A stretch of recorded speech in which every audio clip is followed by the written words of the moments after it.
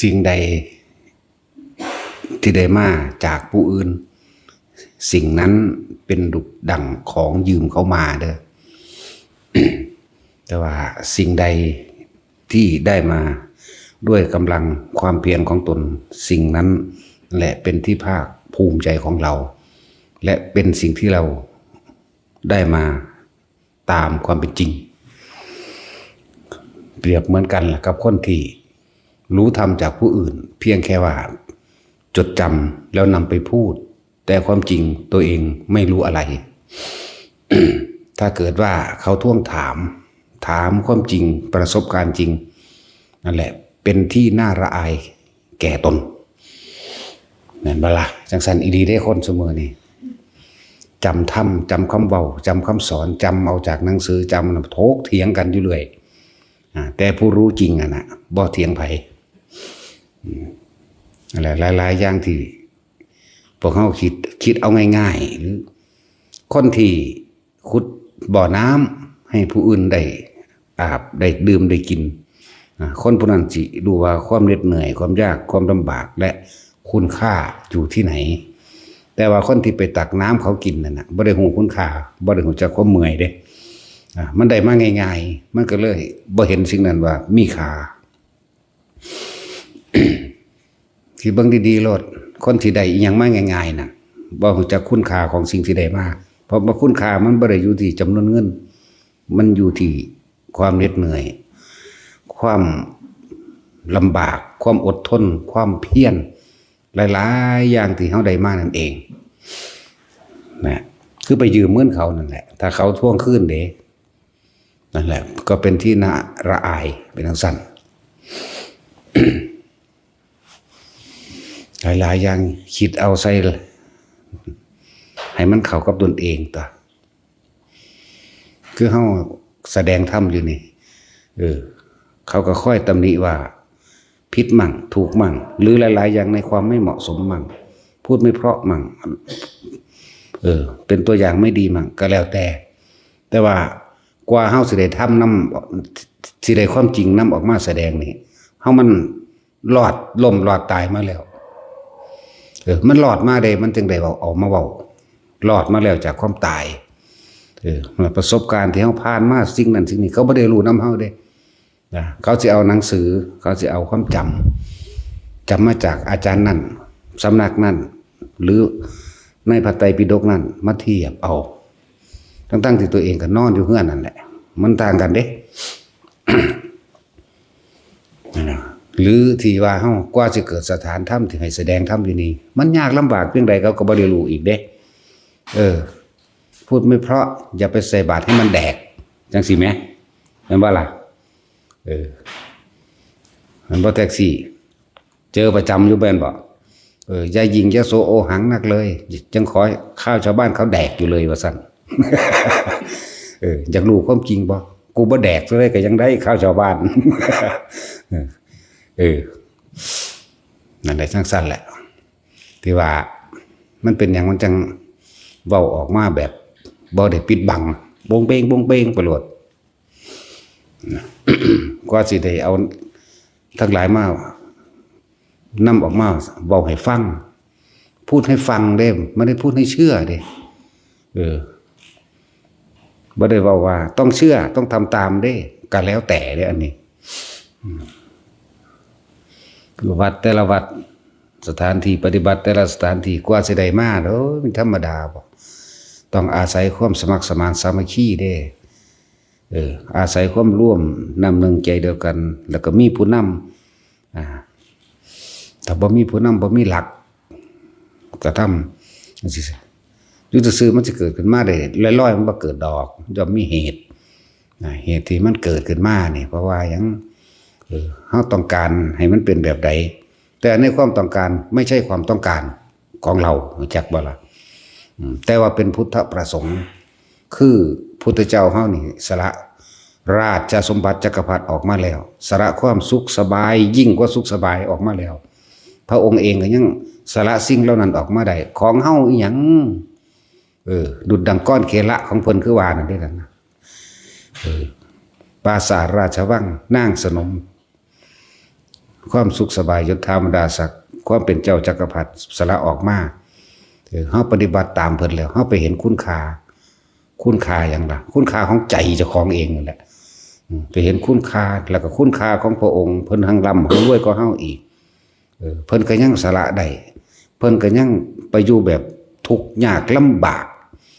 ภาษาโตเฮาเองมันสิไปมีอีหยังแค่เดินตามซื่อๆเฮ็ดนำมันก็น่าเมื่อเฮ็ดนำได้แล้วฮู้ได้แล้วก็ไปเห็นคุณค่าของเพิ่นนั่นแหละจึงสร้างสถานถ้ำขึ้นมาเพื่อเป็นพุทธบูชาเด้เราไม่ได้สร้างเพื่อเราเด้เฮาพอทุกอย่างเข้าใจว่า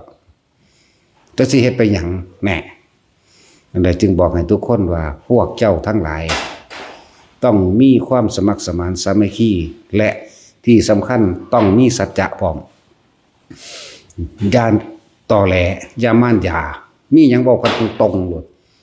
สัจจะมันเป็นบารมีอย่างยิ่งสัจจะนี่แหละจะตามรักษาเฮาเองจะบอกว่าไปตามความเป็นจริงโลดบ่ต้องไปตามโลกเห็นเขาลงนรกก็สิลงน้ำเขาบอกแม่นบ่ซั่นเถอะเว้าไปตามจริงโลดมันเกิดหยังขึ้นมันจังบ่ได้นึกคำใหม่มันบ่ได้นึกคำใหม่เด้คนที่เว้าความจริงคนที่มีสัจจะนั้นพูดตามสิ่งที่กระทำมาไม่ได้พูดตามที่ต้องนึกคำใหม่เมื่อวานขันเว้าแบบนึงเมื่อนี้ขันเว้าอีกแบบนึงเมื่อต่อไปก็เว้าอีกแบบนึงนั่นแหละคนบ่มีสัจจะจักบ่สัจจะนั่นแหละจะรักษาเองสัจธรรม สัจธรรมภาษาเพิ่นสิใส่คำว่าสัจจกิริยามาเลยบ่เกิดนั่นขึ้นก็ว่าตัวความจริงทั้งว่าทุกคนหนึ่งมีความสมัครสมานสามัคคีสองเว้าตามจริงพูดตามสิ่งที่ตัวเองกระทำมานี่แหละเอิ้นว่าตามความจริงโลดความจริงเป็นสิ่งบ่ตายอยู่แล้วไหมแต่คนที่ตายคือคนตอแหลต่างหากคือคนบ่มีสัจจะคือคนบ่มีความจริงต่างหากตายจากความดีเด่นตายจากธรรมอันสมควรจะได้แก่ธรรมแห่งตนตายจากความจริงที่พึงทำให้ถึงตายจากความจริงตัวนี้เลยไหลไปตามความหลอกลวงไหลไปตามโจเลไหลไปตามม่านยาเลยหาทางออกจากทุกข์บ่ได้หาทางออกจากความเป็นวายแต่เกิดบ่ได้แล้วจึงเน้นย้ำให้ทุกคนเด้อให้รักกันนี่ดุจดั่งแขนขาอวัยวะเดียวกันเด้อย่าพึ่งผิดกันบอกอยู่ตลอดเนาะกว่าสิได้ประเทศมานี่สมัครสมานสามัคคีกันเด้จังใดเนาะก็สิมีประเทศเป็นที่อยู่อาศัยแล้วนั่นนะเดี๋ยวได้ประเทศดีๆแล้วจังผิดกันไหมนั่นแหละจึงบอกให้ทุกคนให้รักกันดุจดั่งแขนขาอวัยวะเดียวกันนี่ๆหน่อยก็ทิ่มไปเรามาทำเพื่อละเราไม่ได้ทำเพื่อเอาบ่ได้มาเอาเป็นอารมณ์เด้ผู้นั้นเฮ็ดหน่อยผู้นี้เฮ็ดหลายอีนั่นสำคัญอีนี่สำคัญกูก็เฮ็ดคือกันนั่นแหละมามันสิไปหันเด้เห็นบ่ล่ะพวกนกพิราบเป็นนักสัตว์ไม่ว่าทุกคนสมัครสมานสามัคคีกันให้รักกันดุจดั่งแขนขาอวัยวะเดียวกันให้เห็นคุณค่าทุกคนเนี่ยมาทำเพื่อหยังเนาะเพื่อพุทธศาสนากว่าบ่แม่นเพื่อตนเองไหมแม่นบ่เพื่อรักษาอย่างเมตตากรุณามุตตาอุเบกขาอันเป็นธรรมคุ้มครองโลกอันเป็นเครื่องอยู่ของหมู่สัตว์ทั้งหลายสิอยู่โดยสงบสุขและสันตินะก็ต้องก่อเกิดขึ้นจากความสามัคคีในพวกเฮาเองนั่นแหละจึงบอกว่าให้รักกันดุจดั่งแขนขาอวัยวะเดียวกันเล็กๆน้อย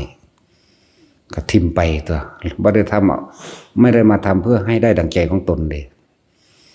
ถ้าทำตัวนี้หรือคติตัวอย่างจากบุคคลนี้บุคคลกลุ่มนี้ในศาสนานี้แผ่กระจายไปสัตว์โลกทั้งหลายต่อไปก็อยู่ด้วยความสงบสันติดีตัว แต่ว่าให้เห็นความสำคัญของคำว่าสัจจะและความสามัคคีมันพังในวัตถุกอย่างสำเร็จวัตถุกอย่างนี่พูดเรื่องส่วนรวมสัจจะโดยเฉพาะตนพูดถึงความสำเร็จความสามัคคีพูดถึงความสำเร็จ ส่วนรวมเข้าใจบ่ล่ะนี่ก็แยกเอานั่นแหละจึงบอกว่าแต่ละคนเด้อสิ่งใดที่ได้มาเพราะผู้อื่นสิ่งนั้นเป็นดุจดั่งของยืมเข้ามาสิ่งใดที่ได้มา เป็นของยืมเข้ามาบ่สันแต่ว่าถ้าหากว่าเขาทวงถามก็ยังเป็นที่ระอายใจแต่ว่าสิ่งใดที่ได้มาด้วยความอดทนด้วยความเพียรด้วยความพยายามด้วยสัจจะด้วยบารมีแห่งตนเองสิ่งนั้นแหละจึงเป็นที่ภูมิใจของนักปราชญ์เจ้าทั้งหลายถึงใครจะทวงถามก็ช่างแต่ว่าเราก็ยังมีสัจจะเป็นเครื่องยืนยันเหมือนกันตอนสมัยพระพุทธเจ้าเฮาตรัสรู้ที่ปรนิมวิตวตีม่านท่วงถามบัลลังก์คู่ควรแก่เราแล้วกระถามพวกสมุนเจ้าของเองบัลลังก์นี้คู่ควรแก่เราคู่ควรแก่ท่านเฮ่ขึ้นแต่พอเพิ่นบ่มีผู้ใดเป็นประจักษ์พยานไหนเลยมีแต่สัจจะเห็นบ่ล่ะอาวุธพระพุทธเจ้าเคยว่าจะเด้อ อาวุธคือหยังอาวุธคือท่านอาวุธคือสัจจะเองนั่นแหละเรียบร้อยแล้ว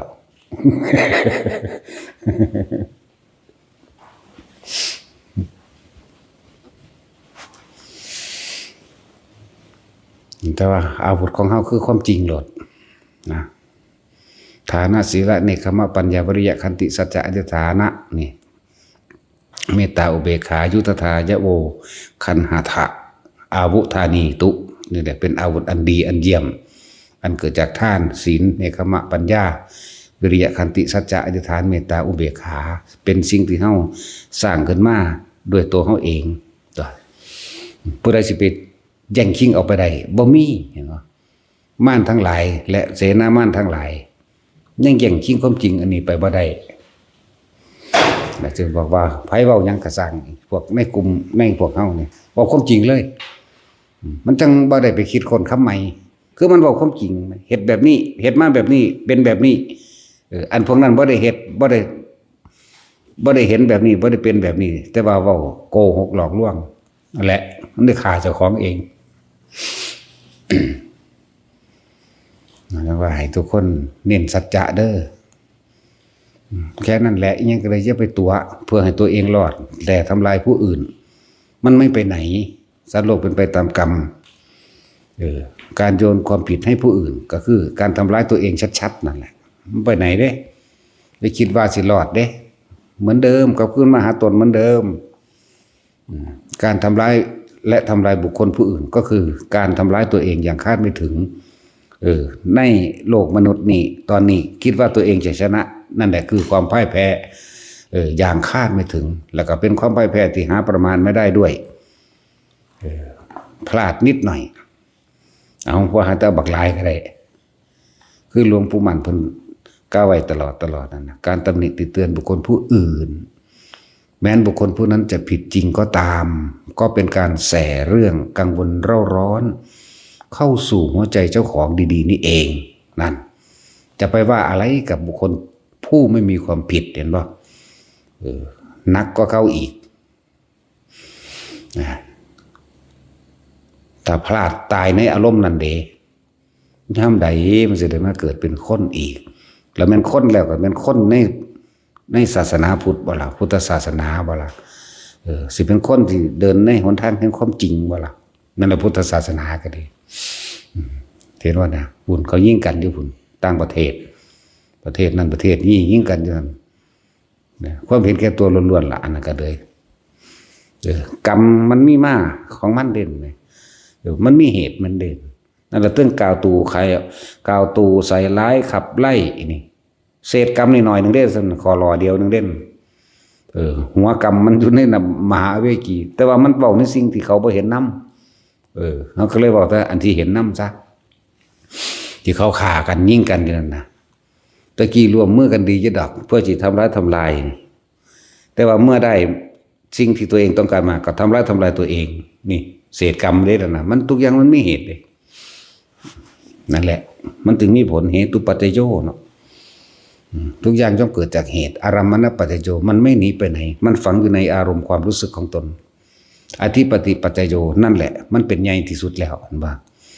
เหตุปัจจโยรมณปัจจโยที่ปัจจุปัจจโยอนันตรปัจจโยสมานันตรปัจจโยสหจตปัจจโยอัญญมัญญปัจจโยนิสสจปัจจโยเกิดกลายเป็นเครื่องกล่องเกี่ยวเครื่องเกี่ยวข้องหนุนเนืองซึ่งกันและกันเป็นอุปนิสัยพวกติดเลวก็เลวไปเลยอุปนิสัยปัจจโยเห็นบ่ถ้าพวกติดดีก็ดีไปเลยจนถึงที่สุดแห่งดีนะจังว่าพวกเข้านั้นทำไปเถอะทำไปเรื่อยๆสังสมแต่สิ่งที่เป็นกุศลเอาสัพพะปาปัสสะอากังกุศลสู้ปสัมปทานี่สัจจิตะบริโภทพลังเอตังพุทธนาสาสนังนี่พระพุทธเจ้าพระผู้มีพระภาคเจ้าทั้งหลายทุกพระองค์ย่อมทรงสั่งสอนแสดงมาเหมือนกันอย่างนี้ทั้งหมดเด้จงทำจิตให้เขารอบคือจะไปคิดถึงสิ่งที่มันเป็นอกุศลให้สังสมเฉพาะกุศลคุณงามความดีเท่านั้นมันก็สิไหลเข้าไปสู่ดอกอนุปวาโทอนุปคาโทบาลิโมเคจะสังวโรมตัญญุตาจะปัตตสมิงปันตัญจะสายนาทั้งอธิจเดอาโยเอตังพุตนะนี่มันก็ไหลขึ้นไปสู่ความดีเองดอกนะไหลเข้าสู่การทรงชาติเจริญชาตินั่นแหละไปแปลเอาในโอวาทปาติโมกข์แปลไว้ให้เบิดตะเกาเฮาเห็นแปลตั้งแต่คำสั้นๆเนาะนั่นนะว่าตาจุยแปลตะคำสั้นๆได้อนุปวาโทอนุปคาโทปาติโมกข์แค่นี่บ่มีบ่แปลเพิ่นว่าตาสัพพะปาปัสสะอกังกุศลสูปสัมปทาเท่านี้นึงเด้เนาะแล้วเพิ่นก็แปลมันว่าของเฮาแปลฮอดวิธีทรงชาติเจริญชาติด้วยนี่ว่าไปเรื่อยนั่น แล้วไปแปลเอาเด้อบ่ได้แปลเอาดอกว่าไปอ่านเอาเด้อเพราะว่าเฮาแปลให้แล้วในหนังสือนั่นแหละ ไปอ่านเบิ่งเด้อนะเพิ่นให้ทรงชาติที่1มั่งที่2มั่งที่3มั่งที่4มั่งแน่เพิ่นเว้าถึงแค่4นี่นึงดอกอันตัวอื่นก็มีอยู่แต่ว่ามันก็อยู่ในกันนั่นแหละบ่สิฌานสีหรืออรูปฌานสีมันก็อยู่ในกันนั่นแหละมันก็ลึกล้ำไปหากันเองนั่นแหละนะเพื่อสิยังจิตคมจิตไม่ให้คิดไม่ให้ฟุ้งไม่ให้ซ่านเพื่อสิเห็นจิตก็ว่าไปจิตในจิตเห็นจิตก็ว่าไปนั่นแหละไปเบิ่งโลดด้วยนั่นให้ไปอ่านเอาเราทำความเข้าใจโลดพระพุทธเจ้าก็แสดงอันปาติโมกข์ของหมู่ภิกษุแสดงทีเดียวนึงเด้พระพุทธเจ้าโคดมเฮาจักว่าล่ะภิกษุสงฆ์สาวก 1,250 รูปที่ได้บวชจากพระโอษฐ์ของเพิ่นเองนั่นแหละแล้วก็มีตั้งแต่ปฏิสัมภิทาล้วนๆเด้ที่มาประชุมกันโดยบ่ได้นัดหมายเห็นบ่ประชุมกันบ่ได้นัดหมาย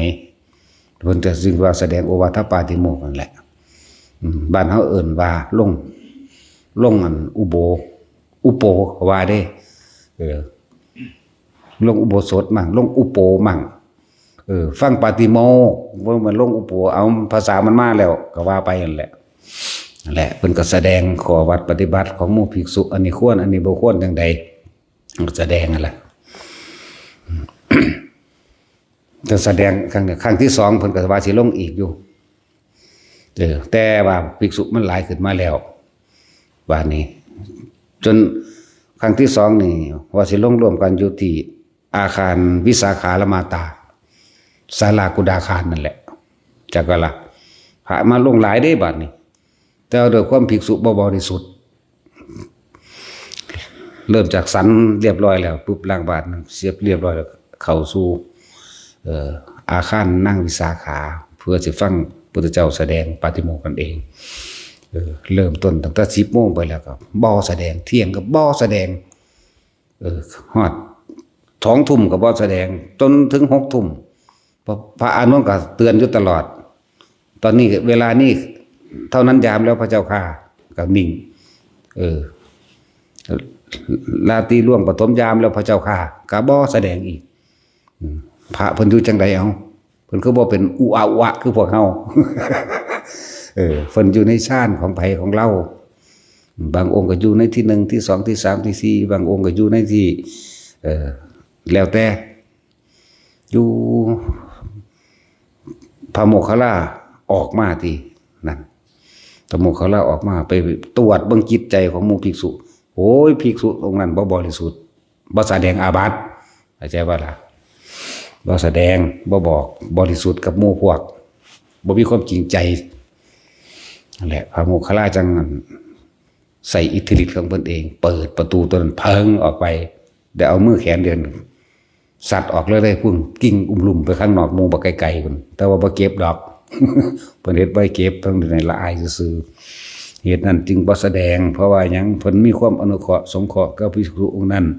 ตามธรรมดาแล้วพระพุทธเจ้านี่บริสุทธิ์ที่สุดแล้วคนที่บริสุทธิ์ที่สุดเท่านั้นเด้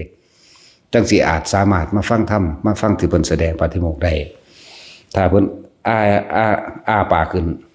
เพียงคำเดียวเท่านั้นภิกษุองค์นั้นสิหัวแตกเป็นเย็ดเสียงโดยความอนุเคราะห์และสงเคราะห์เพิ่นจึงบ่แสดงแล้วเพิ่นก็บอกว่าต่อไปนี้พวกเธอทั้งหลายจงพากันแสดงเองเถิดเข้าใจว่าล่ะ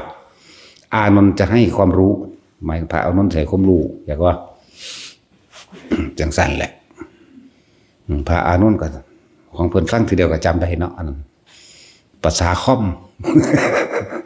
พระอานนท์บ่ได้ใส่คอมบ่ได้ใส่ไฟฟ้าเด้จังสั่นนะนั่นแหละเลยในสมัยของพระพุทธเจ้าโคดมเฮาจึงมีการแสดงปาฏิโมกข์เพียงครั้งเดียว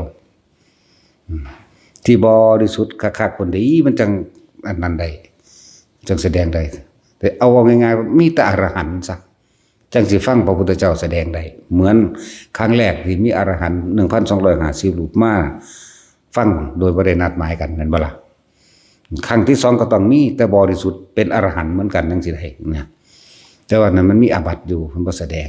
นั่นแหละพระพุทธเจ้าอีกองค์หนึ่งที่เป็นสัทธาธิกะสิแสดงปาฏิโมกข์อยู่2ครั้งวิริยะธิกะสิแสดงปาฏิโมกข์อยู่3ครั้งเนี่ยเว้ารัดเอาคือพระพุทธเจ้าปทุมมุตระแสดงปาฏิโมกข์3ครั้งครั้งที่4ไม่แสดงเป็นเหตุการณ์แบบเดียวกันเข้าใจบ่เนี่ยภากกุสันโธแสดง2ครั้งนี่ภากกุสันโธแสดง2ครั้งแล้วก็พระโคดมเฮาแสดงเพียงครั้งเดียวเป็นเหตุการณ์แบบเดียวกันคล้ายคลึงกันนั่นแหละเรื่องสั้นพระสันติว่าให้ความสำคัญพอเพื่อภิกษุนักบวชของเฮาที่บวชเข้ามาในนี่แล้วเฮาเน้นย้ำให้พากันศึกษาพระวินัยอ่านเบิ่งดีๆเด้อมันบ่แม่นของเล่นแต่เป็นทุกข์ก็ทุกข์แก่ตกแก่ตนเองนั่นแหละมันเป็นตกแก่ผู้สอนด้วย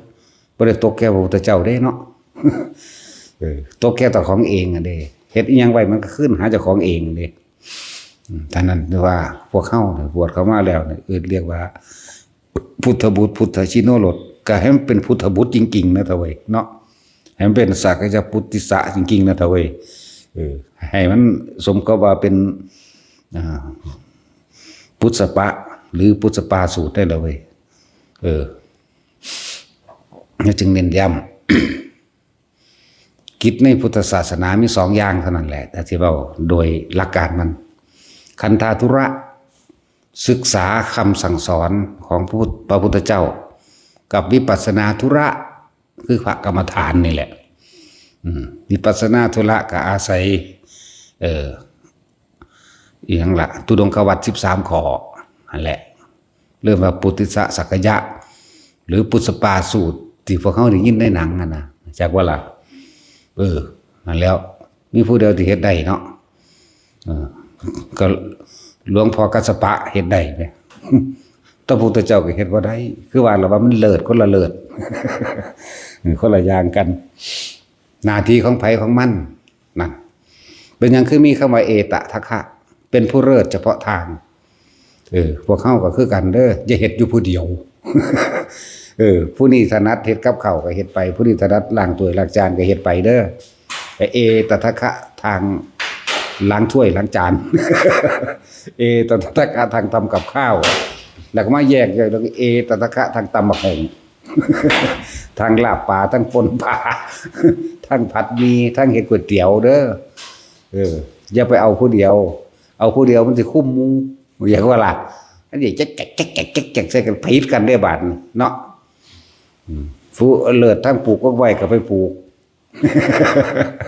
ผู้เลิศทั้งคนน้ำใส่ปุ๋ยก็ไปเฮ็ดเด้อทุกอย่างมันก็ต้องอาศัยความสมัครสมานสามัคคีกันเพราะสิ่งนี้มีสิ่งนี้จึงมีต้องอาศัยพึ่งพาซึ่งกันและกันเป็นเหตุเป็นปัจจัยตัวมันบ่แม่นแต่อิทัปปยตาติอิมัสสมิงสติอิทังโหติหรอกมันก็ทุกอย่างที่พระพุทธเจ้าเพิ่นว่าสวดมากที่สุดบ่แม่นสวดแต่อันเดียวดอก คือลำพึงหรือระลึกนึกถึงเป็นเหตุการณ์เป็นเรื่องเด้เพราะสิ่งนี้มีสิ่งนี้จริงมีบ่แม่นว่าแต่อันเดียวสั่นแหละพวกเขาก็เหมือนกันค่อยๆพึ่งพาอาศัยซึ่งกันและกันตัวนั่นแหละเป็นอย่างจึงมีผู้เลิศทั้งนั้นทั้งนี้กระจายการทำงานเด้อบ่แม่นว่าความสามารถที่เสมอกันแต่พระอรหันต์เพิ่นก็ยังแบ่งไว้อยู่4ประเภทสุขวิปัสสกะนั่นปฏิบัติแบบง่ายๆสบายๆเพิ่นว่า บ่ว่าแต่เพิ่นว่าแล้วเฮาก็ว่าเอาเองก็ได้ดอกว่าอ้างแต่เพิ่นหลายโยนแต่ความผิดความถูกให้เพิ่นหลายเฮาก็ว่านี่ทรงฌานเจริญฌานที่นี่โลดนี่ไม่ใช่เข้าไม่ใช่ออกดอกทรงแซไว้จังซั่นสมถะวิปัสสนาตีคู่กันไปเลยละมันก็ละเอาเองของมันดอกขอให้พวกเข้าสร้างเหตุโดยลมหายใจโดยอุณาโลมนี่แหละจับตั้งไปในอุณาโลมเลยอย่าหนีจากฐานที่ตั้งแห่งจิตฐานที่ตั้งแห่งความรู้ฐานที่ตั้งแห่งความรู้สึกก็ว่ารู้สึกตัวทั่วพร้อมนี่เอามันรู้จุดเดียวอย่าหนีจากจุดนี้มันนั่งสิเห็นไปเองดอกคิดไปแล้วเนาะกลับมาคิดไปแล้วเนาะกลับมามันอยู่ในความรู้สึกนี่คิดไปคิดมามึงคิดไปโลดบัดนี้แต่ว่ากูอยู่ในความรู้สึกนี่แน่มันก็ละอันตัวเข้าใจว่าล่ะแล้ววิชา3ก็สารู้อดีตอนาคตซื่อมันสิมีประโยชน์อีหยังเนาะถ้าบ่ละอาสวะใดนานมันลงมาอาสวะเสมอกันเด้อสุขวิปัสสกะที่สุดก็ละอาสวะแม่นบ่วิชา3ก็ละอาสวะอภิญญา6ก็ละอาสวะปฏิสัมภิทาก็ละอาสวะนึงเด้เดี๋ยวความสามารถบ่เสมอกันซื่อหมู่เพิ่นเป็นอรหันต์สุขวิปัสสกะไปถามเรื่องสวรรค์นึงแล้วโลกเงือกูบ่ฮู้จักกูบ่เห็นนั่นบ่เห็นนี่บ่คือพวกไม่ไงอันนั้นเรามาภาวนาคือบ่เห็นคือหมู่ซั่นโอ้ยก็จักเห็นคือเขาโลดเนาะก็ในเมื่อตัวเองยังบ่เห็นความรู้สึกของตัวเองได้มันจะไปเห็นอันอื่นที่ลึกลับไปได้บ่แม่นบ่ซั่นนั่นแหละจึงว่าฝึกเอาเด้อจะต้องไปอยากเห็นมันดอกทุกขวิปัสสกะเขาเจ้าก็บ่เห็นอย่างดอกแต่เขาเจ้าเห็นความรู้สึกของตัวเองที่ไม่เกิดความรู้สึกขึ้นได้อีกที่ไม่มีความรู้สึกพอใจได้ไม่พอใจเกิดขึ้นมาได้เหลือแต่ว่าสังขารุปเปกญาณเห็นปล่อยว่างกับสิ่งทั้งหลายทั้งปวงเพราะว่าสิ่งทั้งหลายทั้งปวงเป็นแค่ความปรุงแต่งประกอบกันขึ้นสู่ความเสื่อมสู่ความแตกสู่ความดับซื่อๆเด้บ่ว่าบุคคลสัตว์จริงของแม้กระทั่งความคิดนั่นสังขารุปเปกญาณเราเนี่ยนั่นแหละเอาแค่นั้นก็พอแล้วก็ละอารมณ์ความรู้สึกในความพอใจบ่พอใจเบิดความยินดีจบละแล้วส่วนวิชา3ก็แค่ระลึกชาติได้จักน้อยไปทั้งหน้าก็ได้จักน้อยซื่อไหมจังซั่นส่วนอภิญญา6ก็แสดงฤทธิ์เหาะเหินเดินอากาศได้นะไปเท่านั้นล่ะส่วนปฏิสัมภิทัปปโตนั่นก็รู้วาระจิตรู้ความคิดหรือรู้ภาษาสัตว์นิรุตติหรือปฏิภาณปฏิสัมภิทารู้แตกฉานปฏิภาณโวหารในการตอบโต้ถามปั๊บรู้ปั๊บถามตาปอบปั๊บด่วนนะซ้ำนั่นนึงตายเบิดแล้วล่ะดูจังก็เลยเนาะ อย่าสะอ่อนหลายเถอะบ่ต้องรู้หยังที่ดีกว่าอีกเลยเนาะรู้ความรู้สึกเจ้าของที่บ่มีความรู้สึกนี่แหมเนาะนอกนั้นก็ตายเบิดแล้วแหมผู้สิได้ทุกอย่างมีพระพุทธเจ้าผู้เดียวตายแล้วแม่นบ่ล่ะหรือยังอยู่ ก็ยังสั่นตัวยังแต่แนวทางยังแต่ธรรมยังแต่ความจริงอันนี้มีก่อนพระพุทธเจ้าอีกได้คำว่าธรรมนี่จักบ่ล่ะความจริงทั้งหลายทั้งปวงนี่มีก่อนพระพุทธเจ้าแต่ว่าบ่มีผู้ใดนำออกมาเว้าซื่อเพิ่นไปค้นพบค้นพ่อของที่มันมีอยู่เด้เนี่ยมันบ่แม่นเพิ่นไปสร้างขึ้นมาเด้จังซั่นแล้วร่างกายเพิ่นก็ตายแล้วแต่ธรรมะก็มีอยู่พระพุทธเจ้าสิเกิดหรือบ่เกิดก็สร้างธรรมะมีอยู่จังซี่อันนี้จังทุกขังอนัตตามีอยู่จังซี่สิ่งใดสิ่งหนึ่งเกิดบรรดาสิ่งนั้นดับเป็นธรรมดาก็มีอยู่จังซี่แต่เฮาบ่เห็นความเป็นจังซี่ซื่อๆเฮาบ่เห็นต้องมีผู้มาบอกมีผู้มาแนะจังสิอาศัยพระพุทธเจ้า เพิ่นก็สั่งสมมานานเด้ถึงว่าบ่ต้องไปสะอื่นสะออนดอกกับเห็นหรือบ่เห็นแต่ไปเห็นแล้วเป็นบ้าก็มีเด้ เป็นธรรมดาบ่หลอนไปเลยก็มีเห็นบ่ เอิ้นว่าสติวิปลาส ก็มีเห็นผิดจากความเป็นจริงคำว่าสติวิปลาสมันยังดอกเห็นผิดจากความเป็นจริงเห็นสิ่งที่ว่าจริงแต่ว่ามันจริงเข้าใจว่ามันจริงมันจังผู้มาบวชกันเฮาก็ยังแลนผูกกันไว้อยู่พอแห้งเลยล่ะ เนาะตอนแรกคนภาวนาเดินจงกรมก็เห็นโอ้ยพระพุทธเจ้าลอยมาในว่านิมิตหลอกเบิดนั่นแหละเพิ่นก็คุกเข้าลงกันนั่งพนมมืออย่างนั้นพระเจ้าข้ามันเป็นเช่นนั้นพระเจ้าข้าอยู่หั่นแล้ว ดีใจยิ้ม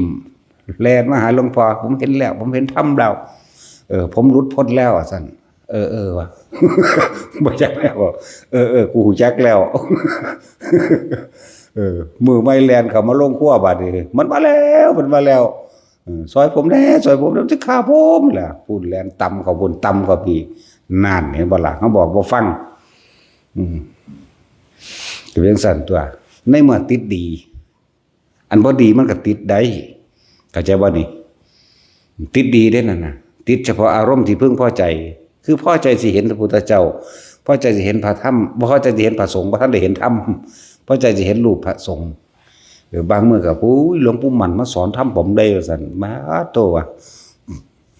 ร้อยวันฟันปีกูก็มีน้อยๆนึงกูบ่ได้เป็นปานนั้นว่า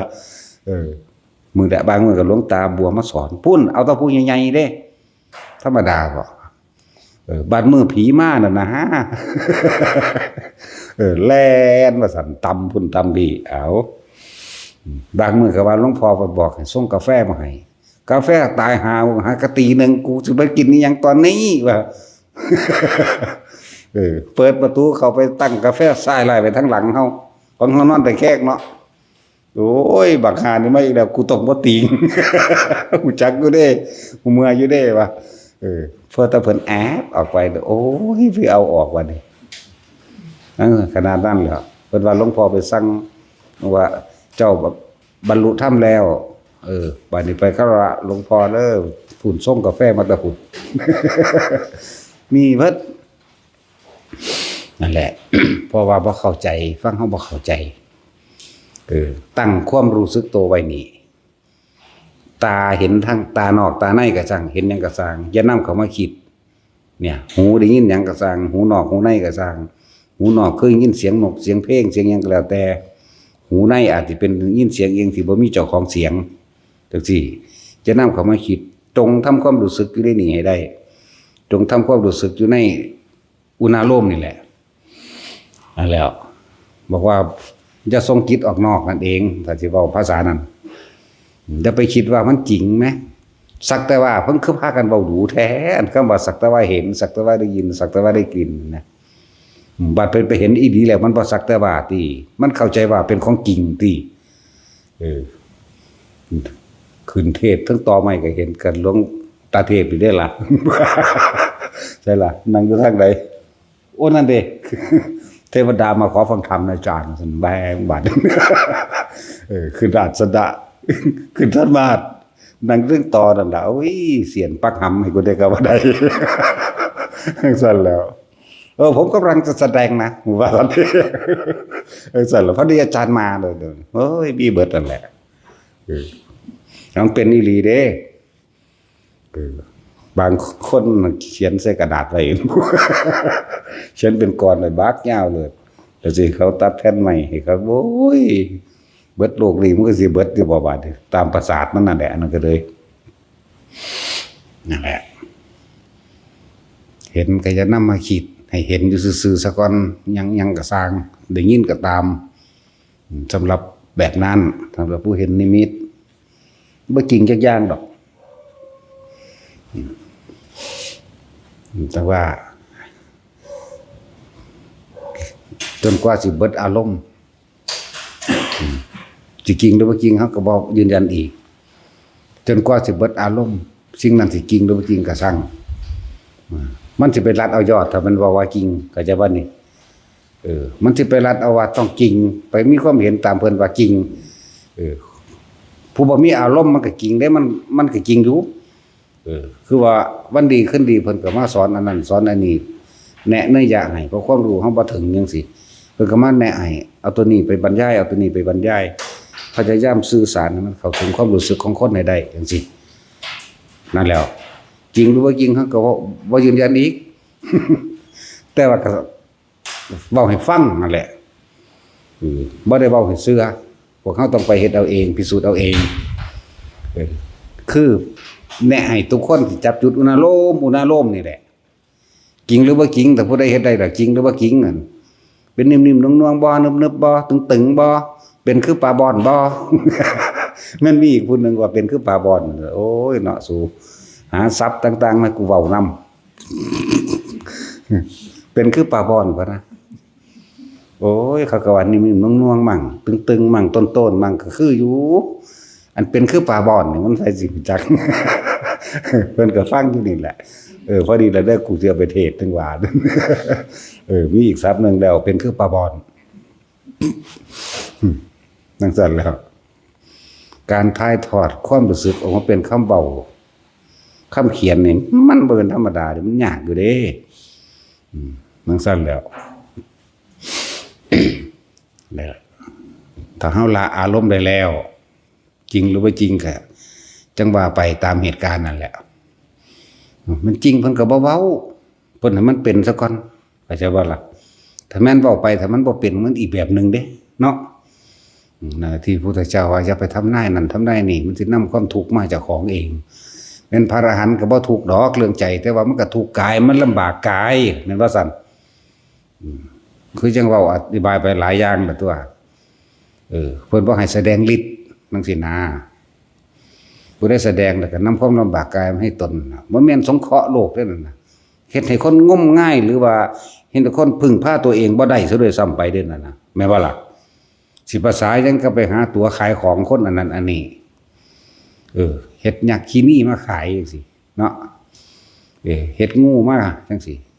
เฮ็ดตุ๊กตาจังซี่เฮ็ดอีหยังล่ะพวกอันเป็นโรคขาดสารอาหารหัวโตๆท้องป่องๆนั่นน่ะเนาะลักย่อมบอกกุมารทองกุมารไหม้มันนั่นแหละกุมารทองมาแมงแล้วทั้งใดสาวดินอันนั้นนี่มาเอาได้พันกันเขาเอาใส่ในขวดในหลอดเอาน้ำนั่นนี่ใส่อันน้ำมันหมูใส่ซื้อ เป็นแล้วบัดนี้ผู้เพิ่นรู้แจ้งจริงๆตามความเป็นจริงเพิ่นก็ว่าเด้ลำบากเด้เป็นการส่งเสริมเฮ็ดให้คนช่วยเหลือตัวเองไม่ได้พึ่งพาตัวเองไม่ได้ไม่เห็นตามความเป็นจริงพร้อมมีแต่รอความหวังให้บุคคลผู้อื่นมาช่วยตัวเองพุทธเจ้าหังเฮ็ดได้เบิดทุกอย่างแหละแต่เพิ่นคือบ่เฮ็ดเฮ็ดมันบ่พ้นทุกข์พ้นของเพิ่นหมายถึงพ้นออกจากความเกิดเลยเด้บ่แม่นพ้นแค่ว่ามีอยู่มีกินชั่วคราวเด้มันบ่เอาเด้นั่นก็จังว่าขุมทองทั้ง4เพิ่นก็มีทำเพิ่นสิแก้ปัญหาปากท้องคนซื่อแต่ว่าตัณหาคนมันพอเป็นบ่นี่บ่มีหยังสิกว้างไกลและยาวไกล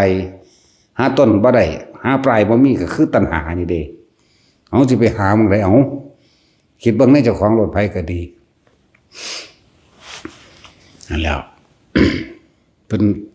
เรื่องผู้เพิ่นตาทิพย์จังสิเพิ่นเห็นนะเอาคนผู้นี้เป็นลักทองคนผู้นี้ลักเงินคนผู้นี้ไปหันไปนี่เพิ่นเห็นเบิดแต่เพิ่นบ่ปากคือมันหลายคนได้อันมาให้เฮาหาว่าเลื่อนมีอยู่แต่ว่าท่องเหีย2 บาทอาจารย์ฮู้บ่ว่าไผเอาไปบ่โลดเด้ก็บ่รู้อีหลี อันนั้นบ่ได้ว่าฮู้เด้มันบ่รู้อีหลี พยายามสิค้นเอาให้เฮาเว้าจนได้เด้เอาก็จังว่ากูบ่ฮู้แล้วก็แล้วหั่นตัวยากหยังก็บ่ฮู้อีหลีเด้ล่ะสมมุติว่าบาดนี้แม่นเพิ่นสิบรรลุอรหันต์ก็สร้างองค์นั้นถ้าไปว่าผู้นั้นเอาไปเด้อผู้นี้เอาไปเด้อก่อโทษแก่ผู้อื่นพร้อมก่อโทษแก่ตนพร้อมแต่ว่าโทษอันนักหนาคือโทษที่ทำให้ผู้อื่นพึ่งพาตัวเองไม่ได้ทำให้ผู้อื่นไม่พึ่งความจริงไม่ทำตามความเป็นจริงแบบมีแต่ล่อคอยความหวังรอคอยความหวังให้ผู้อื่นมาปลดให้ตัวเองพ้นทุกข์เข้าใจบ่นี่นั่นแล้วจังซั่นแล้วผู้รู้ไม่พูดแต่ผู้พูดมากๆมันไม่ค่อยรู้หรอกเรื่องจังสิเห็นบ่ล่ะแต่สิภาษาหยังกับดูดวง สิภาษายังกับหาเลือกหางามยามดีมาให้คนเห็นนั่นเห็นนี่ประกอบอาชีพพื้นบ้านใหม่สิภาษายังก็ไปบอกเลขทั้งสั้นแล้วผู้เพิ่นรู้จริงๆเพิ่นก็บ่ว่าซ้ำน่าจังสิมันสิพึ่งความจริงเป็นอยู่บ่มันก็รอคอยแต่ความหวังจากผู้อื่นที่มาซอยเถอะเขาเจ้าฮู้โหดดอกเขาเจ้าหังบ่ปากเขาเจ้าเฮ็ดได้โพดดอกแม้กระทั่งเป่าเพียงให้แค่อันบาดแผลหายเขาเจ้าก็เฮ็ดได้โพดดอกมันยังสิเฮ็ดบ่ได้แต่เขาเจ้าบ่เฮ็ดมันบ่ได้มาเอาธรรมบ่ได้เอามาความจริงบ่ได้มาเอาหนทางปฏิบัติเพื่อตัวเองพ้นทุกข์ได้บัดนี้แม่นบ่ซั่นสมมุติว่าบางคนขาบาดมานี่เขาจะเอามือลูบปุ๊บหายเลยลังมาเบิดถีบในโลกนี่ล่ะบาดตัวเองลำบากบ่เนี่ยลำบากแต่ก็เฮ็ดให้เขาไม่เห็นตามความจริงว่าอนิจจังทุกขังอนัตตาการเกิดเป็นทุกข์ความเกิดเป็นทุกข์ความเจ็บไข้ไม่สบายเป็นทุกข์บ่เห็นตัวนี้เด้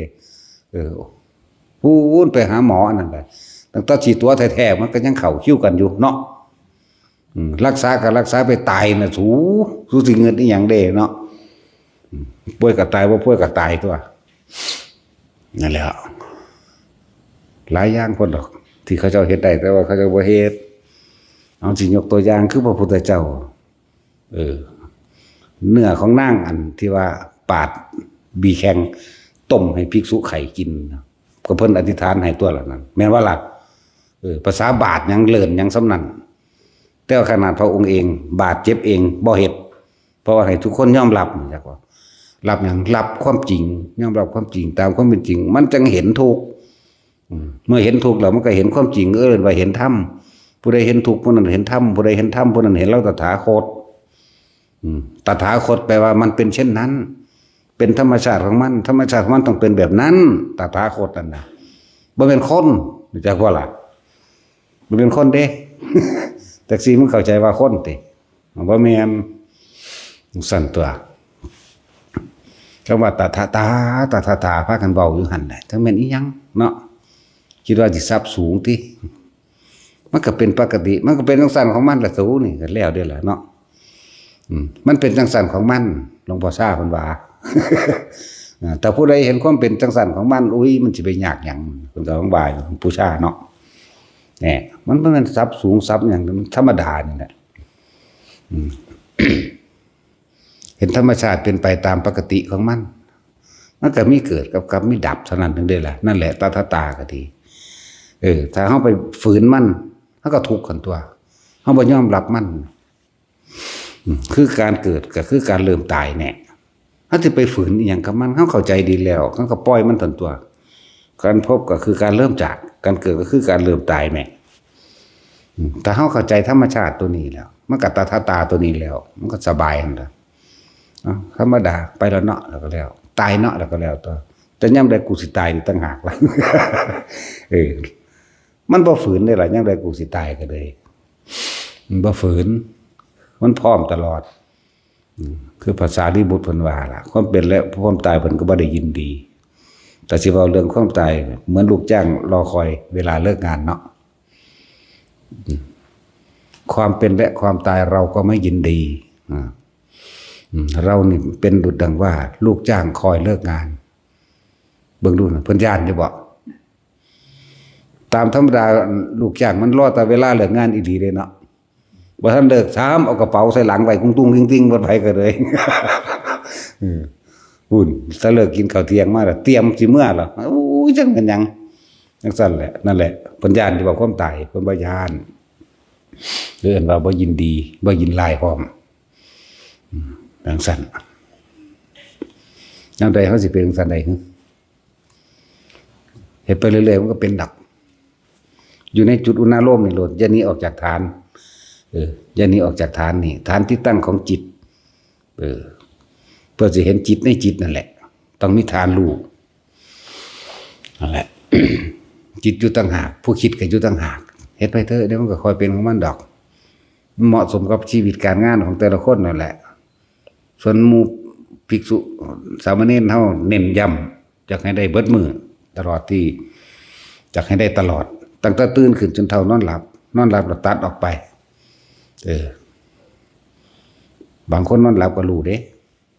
นั่นอีกระดับนึงเฮ็ดไปเรื่อยๆแต่ว่าเ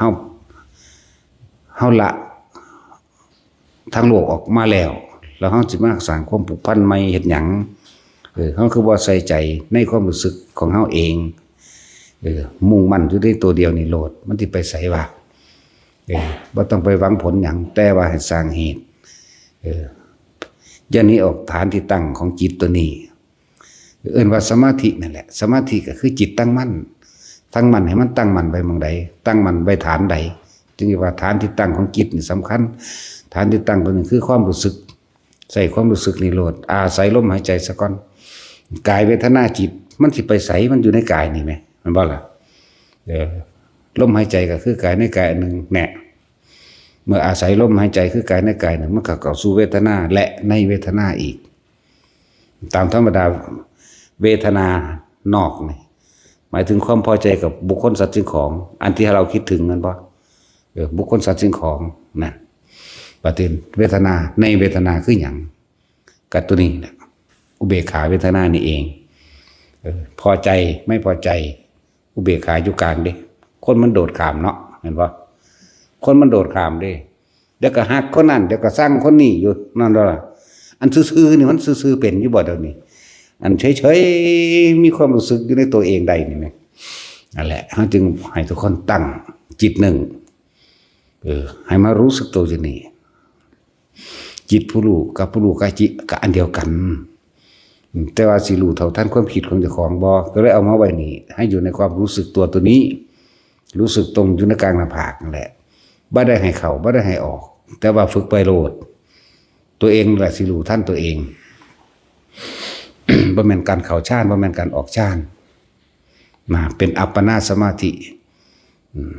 อยู่ในฐานตั้งมั่นอันหาประมาณบ่ได้ประมาณบ่ได้คือได้ตลอดกาลเวลานั่นเองเข้าใจบ่นี่คำว่าเป็นอัปปนาฌานก็ว่าเป็นอัปปนาสมาธิก็ว่าเฉพาะนี่มันตั้งความรู้สึกสิตั้งมั่นอยู่ตรงทีเดียวนี่บ่เข้าบ่ออกอีหยังเขาเดี๋ยวก็คิดถึงผู้นั้นคิดถึงผู้นี้คิดก็คิดไปเถอะขออย่าให้ความรู้สึกออกเข้าใจบ่แต่ความรู้สึกบ่ออกพบเกิดบ่ได้หรอกแต่ความรู้สึกหมายถึงความรู้สึกน่วงๆนิ่มๆอยู่กลางคิ้วกลางหน้าผากเฮานี่ออกไปแล้วไปเกิดแล้วหมายถึงเป็นภพละเนาะมันคิดไปแล้วคิดไปหาบุคคลสัตว์สิ่งของตามรูปรสกลิ่นเสียงสัมผัสกระทบรู้สึกทางกายเด้มันคิดไปแล้วเด้ว่านี่ความรู้สึกจึงไปพอใจมั่งไม่พอใจมั่งหมายว่าล่ะถ้ามันอยู่นี่มันเกิดบ่ได้นั่นแหละเกิดบ่ได้ดอกมันอยู่อุเบกขาแล้วเฮ็ดไปเฮ็ดมาบัดนี้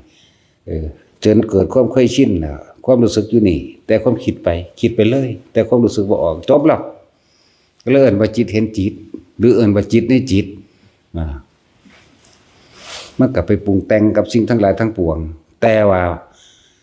ถ้ามันปรุงแต่งมันไปแน่แต่ว่าถ้ามันบ่ปรุงแต่งความรู้สึกนี่บ่ไปจักว่าล่ะคิดนั่นแหละจิตมโนวิญญาณนั่นแหละจิตก็อยู่ตรงนี้มโนคือคิดไปถึงมโนเจตนาคิดไปแล้วก็ปรุงแต่งเรื่องนั้นเรื่องนี้วิญญาณคือการรับรู้ความรู้สึกอันเกิดจากตาพอใจมั่งบ่พอใจมั่งอันเกิดจากหูพอใจมั่งบ่พอใจมั่งนั่นแหละวิญญาณรับรู้ความรู้สึกเข้าใจว่านี่นั่นแหละภพก็ว่าไป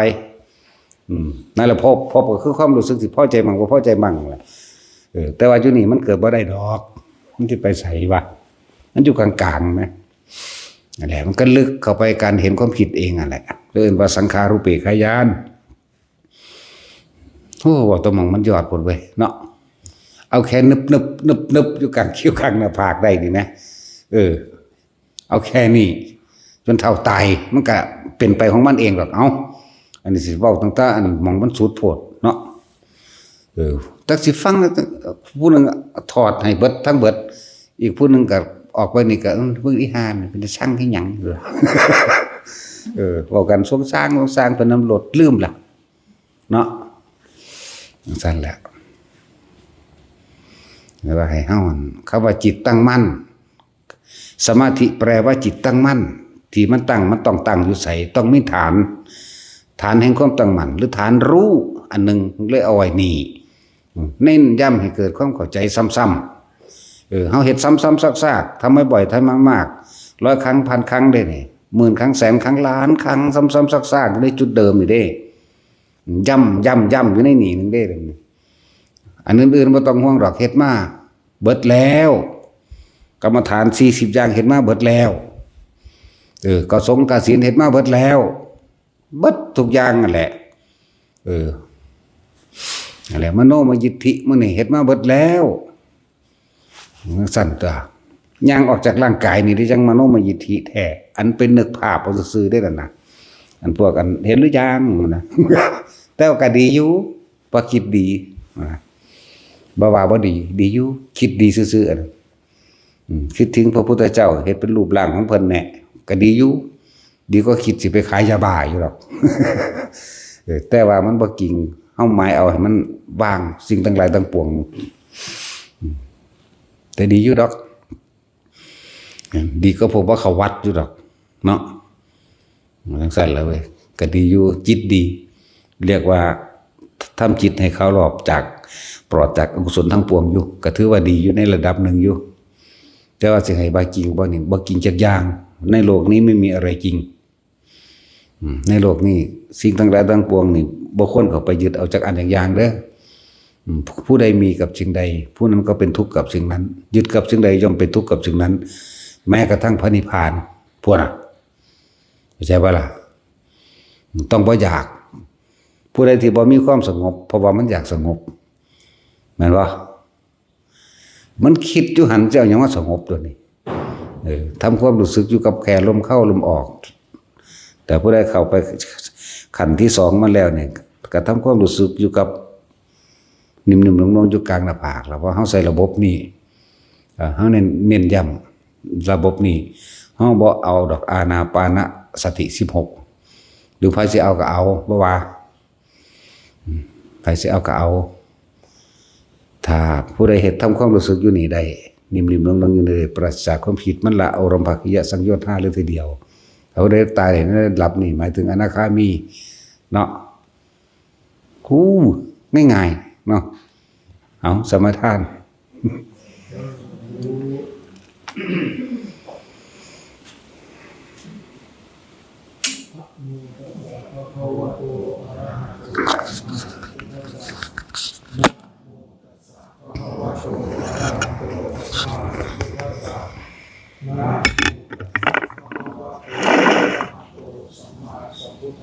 อิมา